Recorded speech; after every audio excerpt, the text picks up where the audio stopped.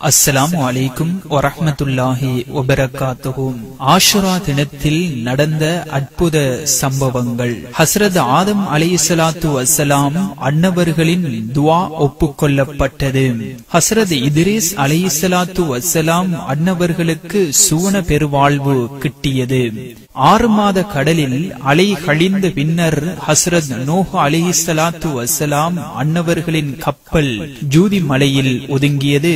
ஹஸ்ரத் இப்ராஹிம் அலைஹிஸ்ஸலாத்து வஸ்ஸலாம் அன்னவர்கள் பிறந்ததும் அல்லாஹ் அவர்களை தன் கலீலாக ஏற்றதும் நம்ரூதுடைய நெருப்பு குண்டம் அவர்களுக்கு சுவன பூங்காவாக மலர்ந்ததும் அன்றே ஆகும். ஹஸ்ரத் தாவூத் அலைஹிஸ்ஸலாத்து வஸ்ஸலாம் அன்னவர்களின் பிழை பொறுக்கப்பட்டதும் இந்நாளிலே. ஹஸ்ரத் சுலைமான் அலைஹிஸ்ஸலாத்து வஸ்ஸலாம் அன்னவர்கள் இழந்த ஆட்சியை அன்றே தினமே மீண்டும் அடைய பெற்றார்கள்.